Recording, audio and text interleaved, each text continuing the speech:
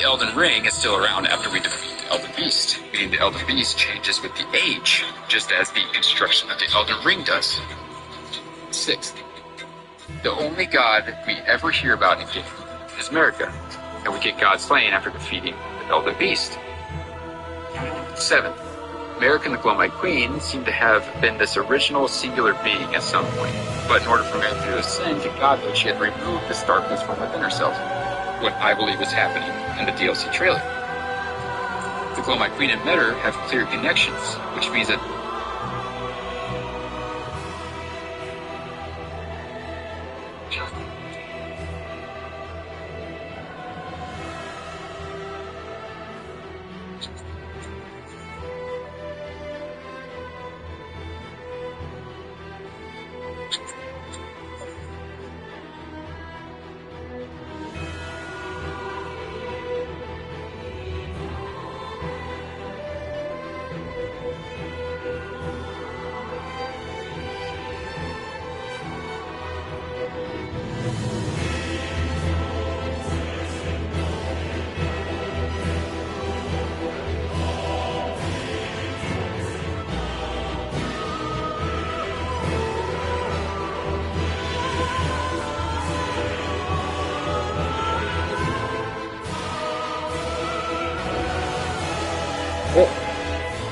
well, besides maybe Kingsfield, but I played all the Souls games, Sekiro, Bloodborne, Armored Core. My favorites have always been Dark Souls 1 and 3. I started with Dark Souls 1, so it has a special place in my heart. Not only did Dark Souls 3 serve as a perfect sequel to the first game, but the boss quality was astounding. It has my favorite boss in the whole Soulsborne Hero franchise, and that's Slave Knight Gale. His lore summarized consisted of being a slave knight, finding a home in the painted world with the painter girl, pushing on to the ends of the earth to save them by attaining the Dark Soul, and then finally letting go of his life when he bleeds out and realizes he finally acquired it, believing that you, who also made it there, will take it back to the painter. At least that's my interpretation of his lore anyways. So for me, boss quality is not just how good the bosses are. Yes, Gale is a top-tier boss mechanically and cinematically, but the lore is what puts him over as my top one favorite boss. My other favorites include Artorias from Dark Souls 1, Ludwig from Bloodborne, and the Demon of Hatred from Sekiro. All great bosses, or is it Sekiro, my bad. But they're all great bosses, all amazing lore. Now Elden Ring, while not being my most loved Souls game, is still one of my favorite games of all time. That said though, the base game of it didn't have a boss that quite cracked my top 5 bosses in their games. Hoaraloo was close, I loved his lore and the fight was great, but I didn't feel as obsessed with reading his lore and doing the fight over and over, like I was with some of the other bosses that I mentioned. He's definitely in my top 10 bosses though. With the Shadow of the Erdtree DLC releasing and my top 3 bosses in FromSoft history all being in the DLC portion of those games, I was expecting to be blown away by at least one of the bosses, and I was. While the final boss and multiple other Remembrance bosses are very high quality, Mesmer the Impaler has that combination of an amazing fight and amazing lore that I really look for in my favorite bosses. It's strange that I feel this way now because if we go back to the trailers for the Elden Ring DLC, while we were all very positive about it, you have to admit that Mesmer, he felt kind of just thrown in out of nowhere. There's little mention to his possible existence in the base game, outside of maybe an NPC dialogue talking about Marika having a discarded child, or the Fire Spear Marika, which I'm assuming is his doing. Mesmer the Impaler is his title after all, and he uses the Flaming Spear when you fight him. Before the fight, let's talk about the lore. Now, I'm no Vadividya, or is it Vadividya? My bad if I'm mispronouncing it. I'm just a guy who is passionate about the game and this fight, so I'll probably be missing more information than you're used to from the best Souls lore YouTubers, but I feel like I have a good idea of who Mesmer is, what his deal is, and stuff like that. So Mesmer is a child of Marika, similar to his brother Mikola and his sister Melania. He was born with a curse, while Mikola was cursed with eternally being a child, and Melania Scarlet Rot. Mesmer was cursed with the Abyssal Serpent, entangling him and infecting his body. Now, from what I understand in Elden Ring, snakes are the natural enemy of the Erdtree and the Golden Order. So one of Marika's strongest children being infected by a powerful serpent is obviously a huge problem for her. Because of that, she replaced his eye with a golden seal that he breaks to unleash the full power of the serpent for the second phase of the boss fight. She also tried to heal him in other ways. You find an item in the DLC called Blessing of America, with the item description saying, a special physic blessed by America, the Queen of the Earth Tree. America once created several of these physics for Mesmer's sake, but never again. Also, if you read his remembrance, it says, a malevolent snake writhed within Mesmer, and so his very mother plucked out his eye and put it in place a seal of grace. Yet, having done so, her fear compelled her to secret away her child within the realm of shadow, hidden away, keeping company with the original sin, and a hatred that would not be confined. So America clearly tried to help her son, but felt the threat of the serpent was too much, and left him to rot in the realm of shadows, turning him into an extremely bitter ruler of fire, ruling over the lands and killing countless, with statues of his mother decapitated placed all over the land, and especially in his keep. She was wrong about him. Even in his current frail state, the snakes don't have control over him. He simply uses them as tools. You can tell that he really loved his mother before all this. When you enter the fight, he says, Mother, wouldst thou truly lordship sanction in one sober breath of life? Clearly showing jealousy that she is trusting a tarnish to become Lord, despite casting him away for not being pure. After everything, he even asks for her forgiveness and taking out his eye to begin phase 2. So that's Mesmer's lore as far as I know it. Mama's boy turned into emo snake man. I personally love it. I feel bad for him, but also think it's the right thing to take him down. An amazing, tragic villain. Now, as far as the fight goes, I love it. Mesmer is super fast-paced and can easily run you over. That's probably what will happen in your first few attempts. But with clear openings once you find the dodge timing on a string of attacks. He also bleeds and is stunnable. Feels so good when you go from getting mauled by him in seconds and hearing his wink quote over and over, like I'm sure many of us did, to finding enough openings to stun him and eventually win. The second phase is very chaotic and cinematic, like that big snake movie does, where it's like a big AoE with all the snakes coming out. I had no idea to get away from that at all at first. But it's not impossible to find the patterns and take advantage of it. The design of him in that phase with the hole in his eye and the white serpent is also really cool. Overall, it's just a good old-fashioned, fast-paced FromSoft boss battle that keeps you on your toes and makes you feel like a god when you figure him out and take him down. So all in all, between the great fight and great lore, Mesmer is likely in my top 5 FromSoft bosses. Let me know what you think about him in the comments down below, and let me know if you'd like to see this type of video done on other FromSoft bosses. What are you doing? Everyone knows that stupid game isn't real. It's called Last War. It's going viral because the developers made a real game based on the fake game with ads. Here we go, Last War. Alright, I'm multiplying, which is great because I need to kill all these little red men and there's more of them to do it. Shooting the tires out, killing more, scoring points. Yo!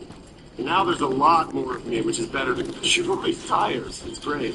Now I'm gonna multiply into a whole gang of blue guys to take out the red guys, particularly this big red guy, and he took me out with my key. Download Blast. Viral.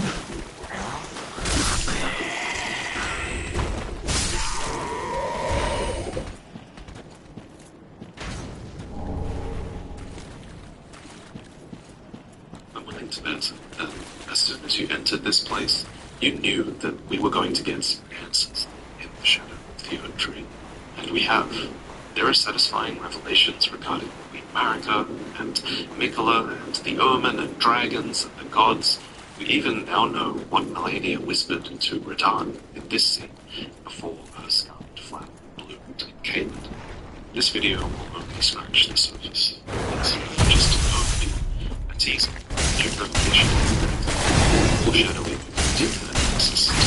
So let's get into it, and this time, let's begin at the end.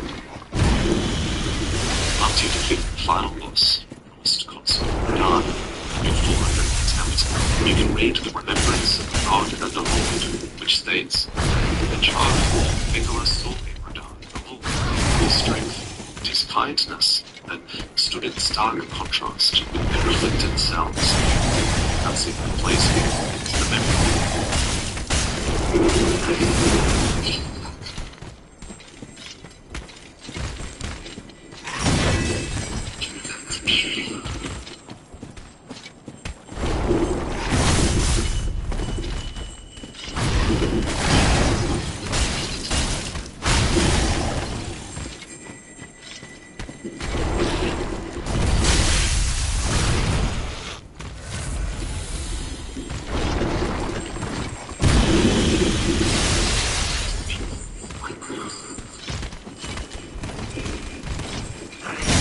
Oh, you bitch.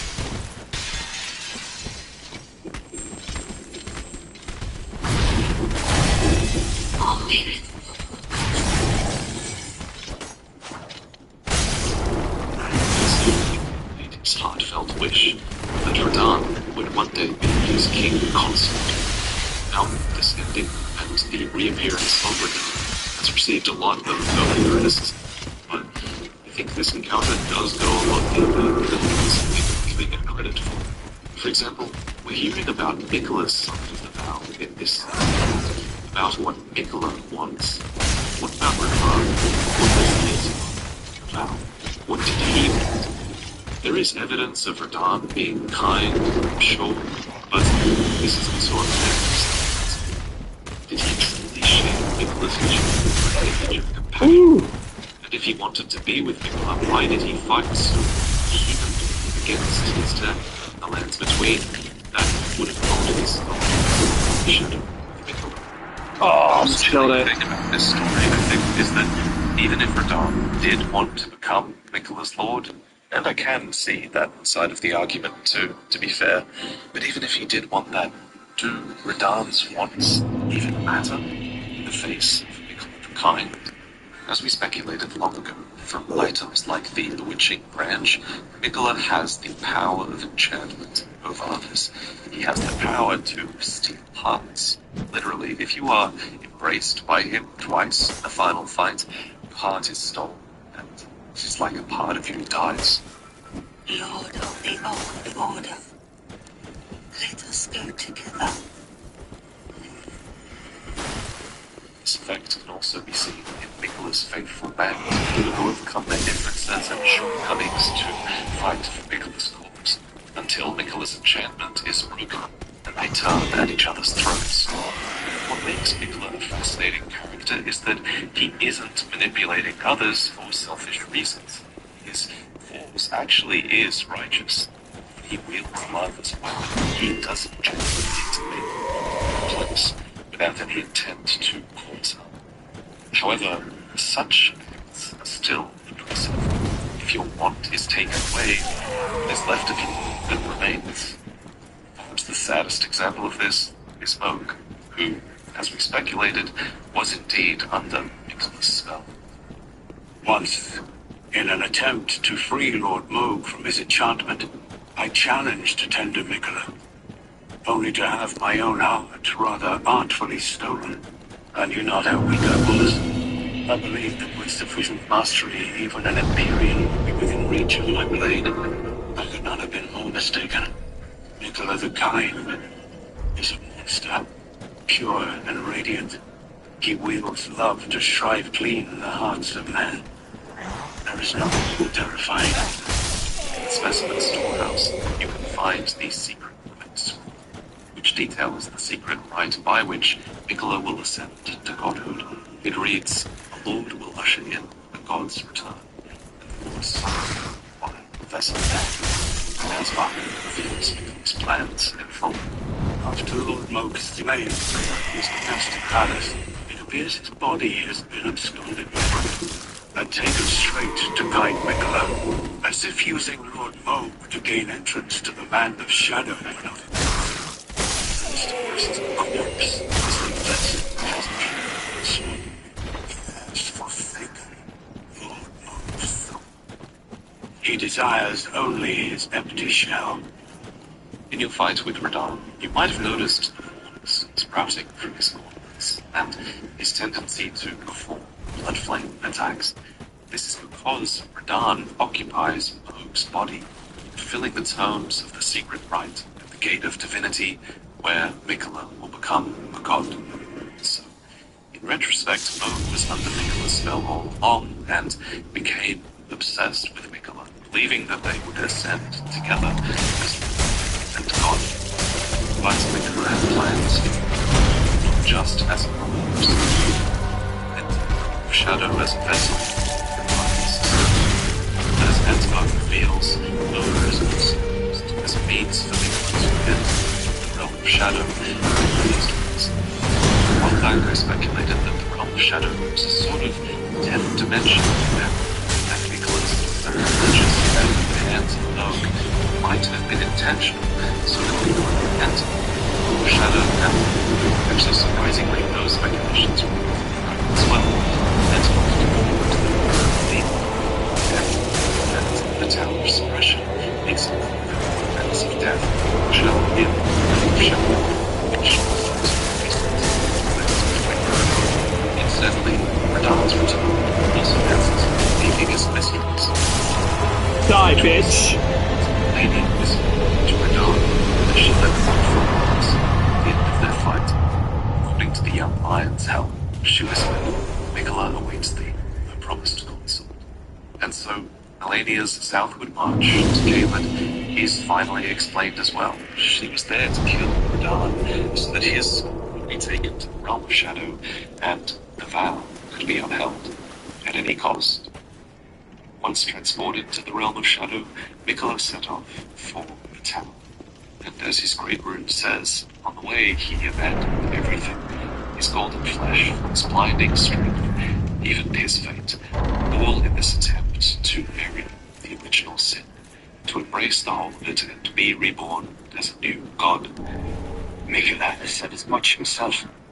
He wishes now to throw it all away. He says the act, though undoubtedly painful, will still create wanton sin. That should be found in each of us, which is evidence enough for my belief. But once the oak tree's Mikola died and was reborn for. Well, now we've talked about the end. This brings us to It's delicious. It's a degree. It feels 99.9% germs. Therabrest, it's a better mouthwash. Bro, you reek. Time to up your laundry game, son. You're welcome. The seduction and the betrayal. An affair from which and so too was Shadow born. These words come from Leda, and while she never says them in-game, they're pretty damn important, because with Marika in the footage, it's clear that this was her seduction and her betrayal that was the affair from which Golden Rose and Shadow was born. The same music that played in that moment also plays here, in the village where it all began, the Shaman village to the northeast. At its center is this, a minor oak tree, an incantation which reveals that this was Marika's home, which she one day bathed in gold. So, Marika's home was a shaman village, the implication clearly being that she herself was a shaman. This was likely a matriarchal society of other Nuban women, though that's perhaps speculation, better left for another video. Put simply though, a shaman is defined as someone who has influence in matters of the spirit. The spirituality is what's valued here, and it's on this point that this story takes a bit of a dark turn. The message of the hidden entrance actually reads, have mercy, the spirit of patience. Adjacent to this message is the statue that moves us through, the sign of the O Mother gesture in Vesper's Shadow King. This emote is for the truth, and it actually leads us all the way down here to where the O Mother gesture can be found. This dire place is called Mooney Village, and a phantom at the Whipping Hut here elaborates on just who the shamans were, rather the value they had. He states, for pity's sake, place is in the jar, nigh seeing to it itself awaits you within. For shamans like you, this life were you accorded for this alone. So the shamans, in the words of their abusers at least, were accorded life for a singular purpose, and that was to be stuffed inside of jars with others. Definitely gonna want to do The bigger. nearby whip, bestrewn with rotting, misshapen teeth, elaborates on how and why it was used on the shamans. For one, it states that the pain it inflicts was used to encourage their obedience, but additionally, it says that as their wounds ripen, they grow inflamed and lose pus, and the flesh of shamans was said to meld harmoniously with others. So it is that the shamans stuffed into jars become this living amalgam of beings, presumably with the flayed shaman herself at the fore. So now we know what happened to the shamans. They were whipped into submission, forced inside of jars. We know a little bit of the why as well. Apparently it was done so that they could become saints. But the next question I want to answer is, who did this to them? Well, it was the Hornsent. The caterpillar mask, worn by Hornsent himself, reveals that it was a ritual implement of the greater potentates of Bonny Village, which is this very village where we just discussed the evidence of the shaman's abuse. It goes on to state that the mask was used to ward off thoughts of impurity, doubt, temptation, and other wickednesses one is vulnerable to while absorbed in divine ritual. And man, if you need to ward off thoughts of doubt and wickedness while you're stuffing flayed people inside of jars, maybe what you're doing is just straight up wrong. I'm starting to understand why Marika purged the realm of shadow with fire. It's as Letter says. They were never saints. They just happened to be on the losing side of a war. But if this mask wasn't proof enough of the Hornsent being responsible, look at Ballarat Jail. It's below Ballarat itself, which was the settlement of the Hornsent, and to this day the innards and the shamans remain, with the shamans offering their prayers to the innards of the great jars, such that they might be reborn one day into sainthood. But what is sainthood? Well, it's never explained directly. I do have some ideas, but they might have to wait for another video. What we do know is that the Hornsent were obsessed with invoking divinity, and forcing the shamans to achieve sainthood was likely one facet of that. So, it's the Hornsent that we need to discuss next. Where the homes of the lords converge. Extremely ritualistic people, with swaths of their culture devoted to spiritual research, invoking the divine. And one of the most sacred things to them is the crucible, which they have to thank for their tangled horns, which are considered an evolutionary gift. If you didn't know, the crucible has been long established as this primordial form of the Erd Tree, a blending of life that became the Erd Tree's primal vital energies. And apparently, it originated in the place that became the Realm of Shadow. This becomes quite clear thanks to Devonia, who is the longest serving of the Crucible Knights. According to her helmet, she quested in search of the Crucible's origin, and departed from the lands of the Erd Tree alone. Another item we can find that's a clue for the Crucible is Spiral, an incantation for a spiral of light. The spiral, it says, is a normalized Crucible current that, one day, will form a column that stretches to the gods. Maybe it's no coincidence that the White Tower of Ballarat is a spiral, nor that it culminates in a divine gateway that is a column of the dead stretching to the gods. There's also trees that include the dead, but I digress, I'm getting off topic. Back to Marika, because at some point it seems Marika rose to prominence within, or adjacent to, this Hornsent culture. We can kind of infer this because Hornsent refer to Marika's eventual purge as a betrayal, and something can only really be a betrayal if you were aligned with them in the first place, right?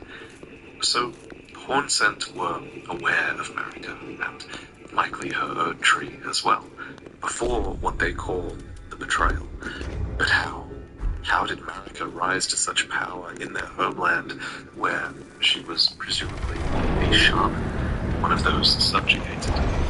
Well, before there was this betrayal, there was a seduction, from which gold arose, and I think the fingers According to Kamala Harris, the economy is fixed. Really? Because at our age, our parents have kids saved for retirement. Our parents do it. Why can't we reject Kamala? Period. Fear that you have borne witness to the whole of it. The conceits, the hypocrisy of the world built upon the Erd Tree, the follies of men. their bitter suffering? Is there no hope for redemption? The answer, sadly, is clear. There never was any hope. Unhinged from the defective, unhinged from the start. America is lost, and the fingers that guided her. What troubles me? No matter our efforts, if the roots are rotten, we have little recourse. Emir is the high priest of Manus Meta, cathedral of the hand to the east. Once instructed Relana herself in the sorcerer's arts, but eventually it would come to command his allegiance to the moon, stating that the moon was merely the closest to the celestial bodies. It's nothing. I am a Glintstone sorcerer. This is stars. Examine the life they live. Are you God damn it. our findings? Long ago, we began to stop us. Oh, the great structure far across the skies. We too are children of the greater will. Is that not divine? Is that not sublime? And yet, none can fathom its implications. Its utter brilliance. In the ruins of this land, and beneath Manus Meta itself, are the echoes of that greater truth that Emir glimpsed. This is Meta herself, the mother of fingers. Remembrance rings, the mother of all two fingers and finger creepers, was in turn a magnificently gleaming daughter of the greater will and the first shooting star to fall on lands between. The Elden Ring is the Elden Beast, big landfall, lands between the honest as well.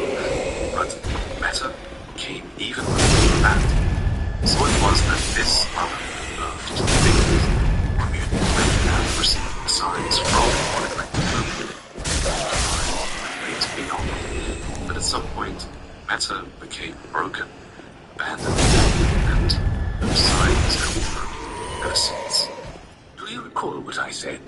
That Marika and the fingers that guided her were unsound from the start? Well, truth lies in the snow. Mother is damaged and unhinged.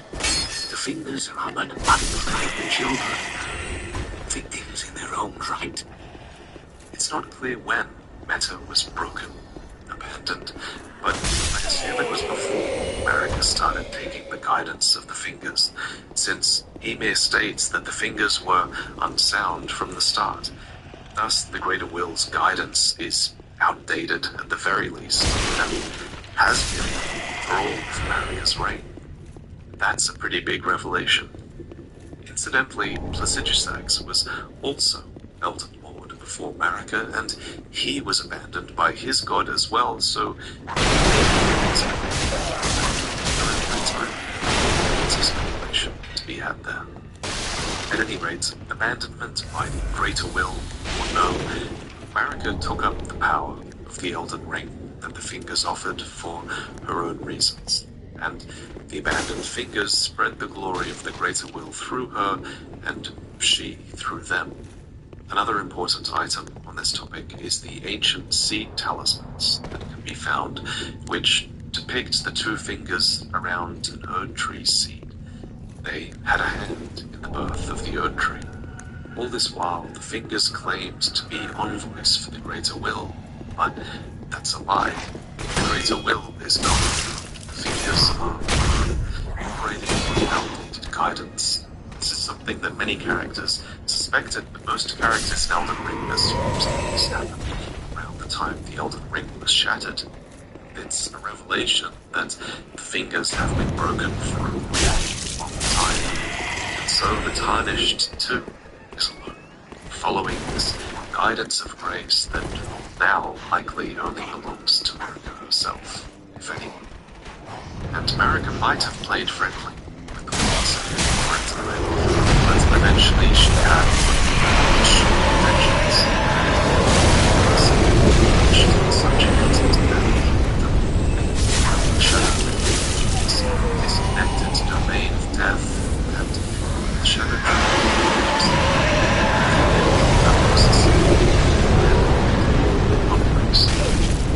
shit.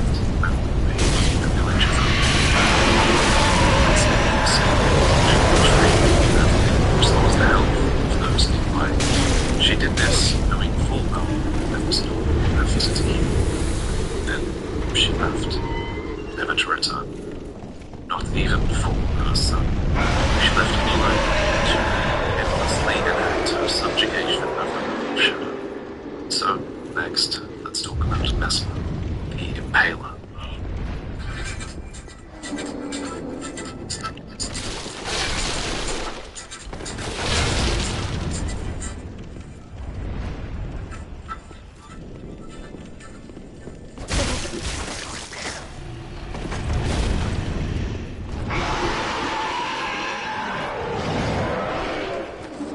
As anticipated, Mesmer is entirely loyal to his mother, so made Mariner.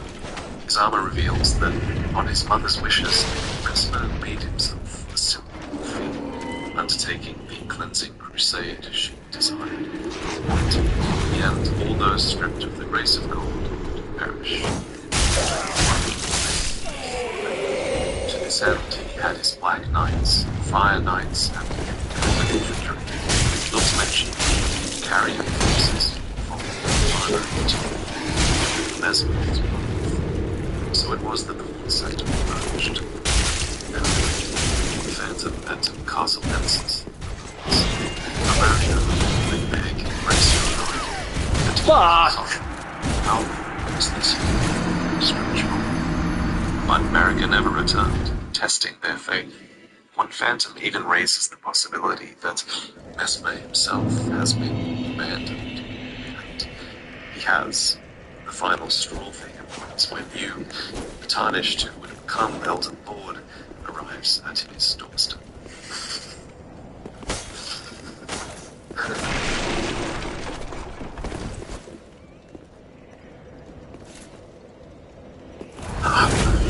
Oh shit, shut up! A Lord devoid of life.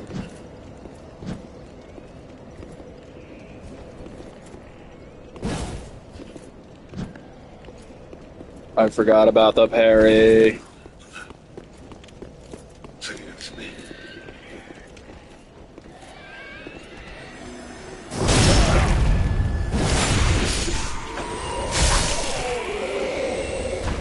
Come on, buddy.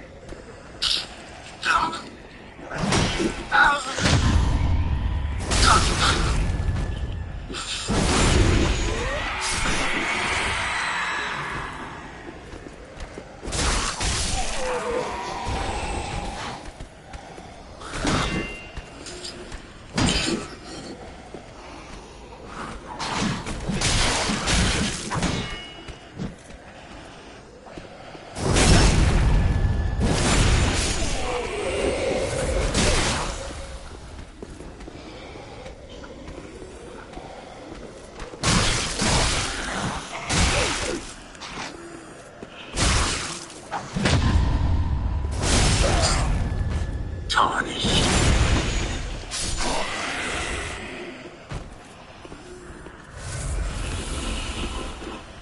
Wilt thou be? Take me in the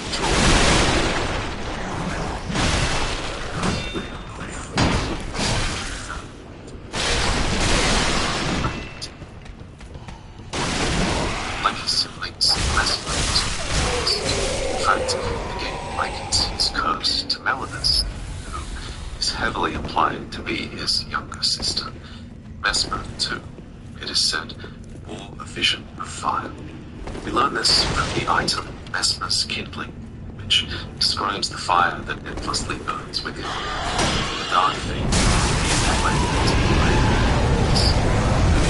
his remembrance of elements of his servant city, a malevolent snake lived within Mesmer, and so his very mother plucked out his eye to put it into place in his.